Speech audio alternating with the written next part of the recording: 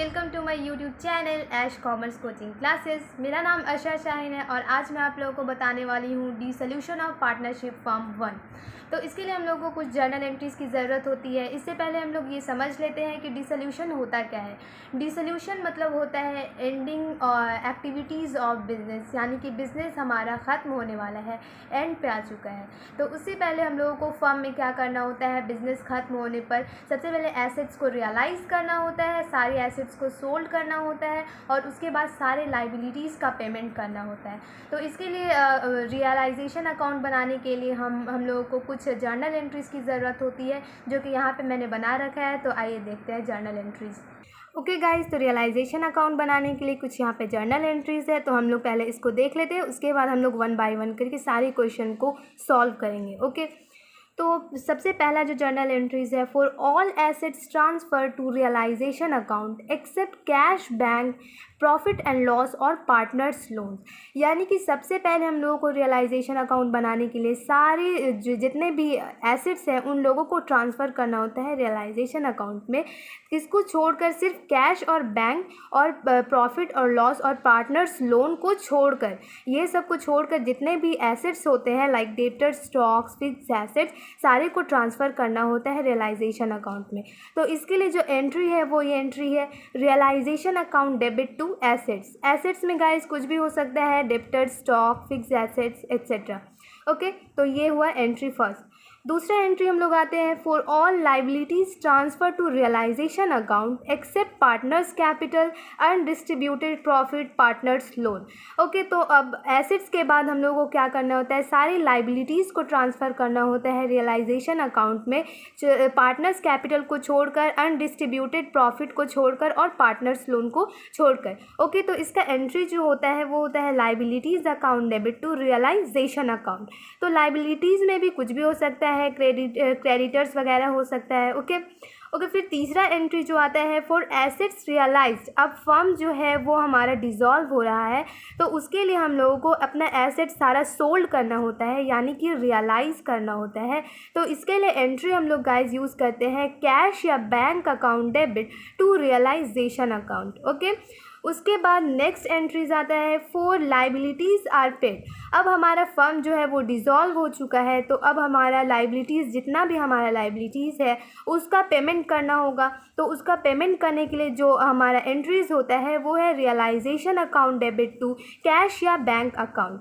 Cash भी लिख सकते हैं और बैंक को भी लिख सकते हैं। ओके, उसके बाद फिफ्थ जो एंट्रीज़ है वो है, for expenses of dissolution paid. उसके बाद जो भी एक्सपेंसेस है उसको पेमेंट करना होगा। तो इसके लिए एंट्रीज़ जो होते हैं वो है realisation account debit to cash या bank account. Okay, at last.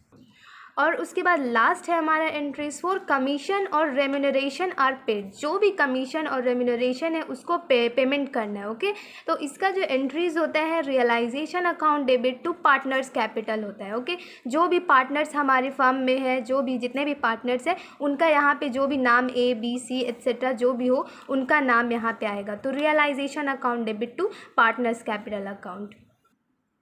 Okay guys, तो हम लोगों ने जर्नल एंट्रीज़ काफ़ी देख लिए हैं। तो अब हम लोग स्टार्ट करते हैं, बुक का क्वेश्चन नंबर 1 बनाते हैं और इस बुक के जो ऑथर है वो SK सिंह है। ओके, तो हम लोग स्टार्ट करते हैं।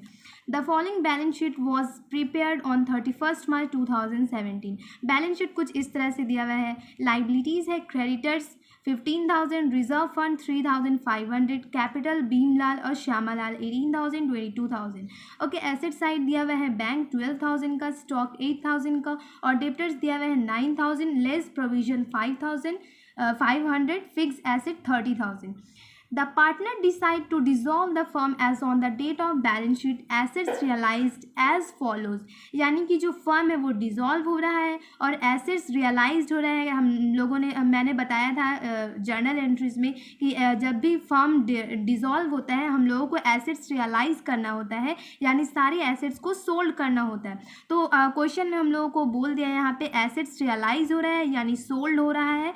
स्टॉक 6,500 में, फिक्स एसेट 28,500 में और डेब्टर्स 8,000 में। और यहाँ पे एक्सपेंसेस जो मैंने लिखाया था जर्नल एंट्रीज में एक्सपेंसेस पेड, तो क्वेश्चन में दे चुका है एक्सपेंसेस ऑफ रियलाइजेशन 1,100 का। Okay, Bhimlal and Shyamal share profit in the ratio 2:3। Make entries in the book of the firm for close its books and prepare realization account. तो आज हम लोग सीखेंगे रियलाइजेशन अकाउंट बनाना, bank account and partners capital account भी इसका बनाना है, तो वो हम लोग नेक्स्ट वीडियो में बनाएंगे। ओके, तो हम लोग स्टार्ट करते हैं रियलाइजेशन अकाउंट बनाना। ओके, तो हम लोग आज बनाते हैं रियलाइजेशन अकाउंट। Question number 1। तो सबसे पहले रियलाइजेशन अकाउंट का परफॉर्मा कुछ इस तरह से होता है। पर्टिकुलर्स अमाउंट, डेबिट और क्रेडिट लिखना मत भूलिएगा गाइज। ओके, तो हम लोग स्टार्ट करते हैं क्वेश्चन नंबर पहला।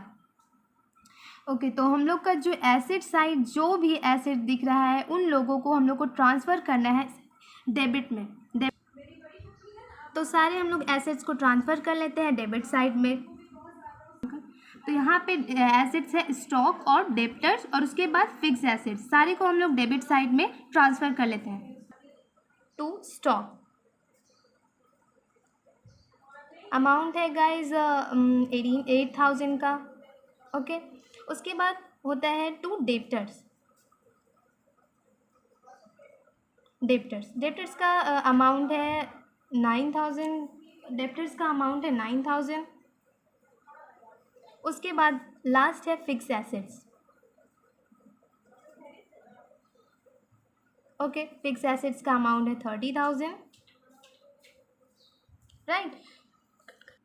अब दूसरे स्टेप में क्या करना है, जितने भी लाइबिलिटीज़ होते हैं उन लोगों को हम लोगों को क्रेडिट साइड में, यानी रियलाइजेशन के क्रेडिट साइड में ट्रांसफ़र करना होता है। तो हम लोगों का लाइबिलिटीज़ है क्रेडिटर्स, तो लिख लेते हैं बाय क्रेडिटर्स 15,000। एक और लाइबिलिटीज़ है जो कि है प्रोविज़न, बाय प्रोविज़न। तो प्रोविज़न कितना का है, 5,000 का है। ओके, में बोला है, अब क्वेश्चन में बोला है कि एसेट्स रियलाइज़ करना है, स्टॉक, फिक्स एसेट्स और डेब्टर्स। तो मैंने यहाँ पे वर्किंग नोट बना लिया है। एसेट रियलाइज का स्टॉक 6,500, फिक्स एसेट 28,500 और डेब्टर्स है 8,000 का। सबका हम लोगों को टोटल करना है 43,000। तो इसका जो एंट्री होता है वो इसका एंट्री जो होता है बैंक, तो इसका एसेट्स रियलाइज का जो एंट्री होता है वो होता है bank account debit to realization account. तो गाइज हम लोग यहाँ पे रियलाइजेशन, तो एसेट्स रियलाइज हुआ है तो हम लोग इसका एंट्री करते हैं बाय बैंक करके, और यहाँ पे ब्रैकेट में लिख देते हैं एसेट्स रियलाइज्ड। ओके, एसेट्स रियलाइज का हम लोग टोटल किए थे, आया था 43,000, लिख लेते हैं 43,000।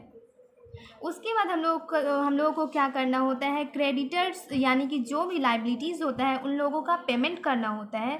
तो जब हम लोग पेमेंट करेंगे तो इस साइड आएगा टू बैंक बोल के, टू बैंक अकाउंट, और ब्रैकेट में हम लोग लिख देते हैं क्रेडिटर्स, यानी कि क्रेडिटर का हम लोग पेमेंट कर रहे हैं। ओके, तो 15,000।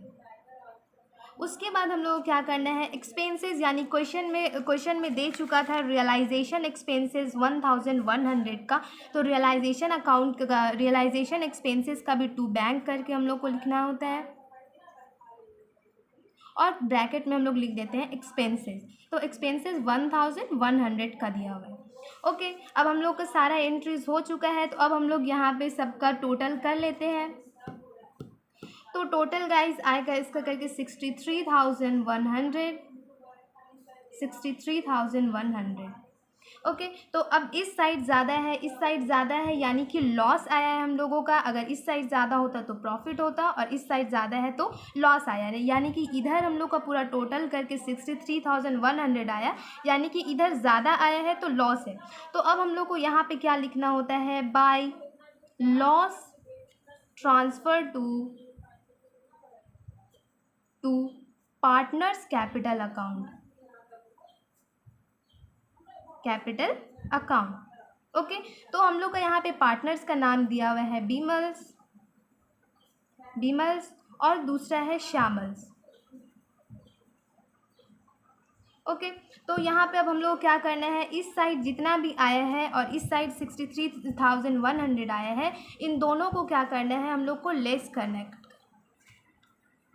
ओके तो हम लोग का इधर टोटल करके और इधर जो टोटल है 63,100 इसका सब्ट्रैक्ट करके यानी लेस करके हम लोगों का अमाउंट आया है 4600। ओके तो अब इसको हम लोगों को क्या करना है, पार्टनर्स पे डिस्ट्रीब्यूट करना है। जो रेशियो दिया हुआ है क्वेश्चन में, तो रेशियो हम लोग का दिया हुआ है 2:3।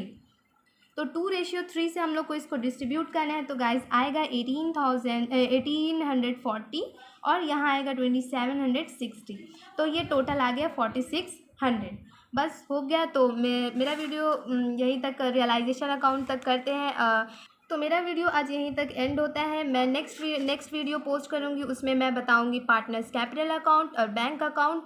तो अगर मेरा वीडियो आपको अच्छा लगा हो तो लाइक करिएगा और सब्सक्राइब करिएगा। आई होप मेरा वीडियो आपके लिए हेल्पफुल हो। सो थैंक यू, मिलते हैं नेक्स्ट वीडियो में। Bye bye.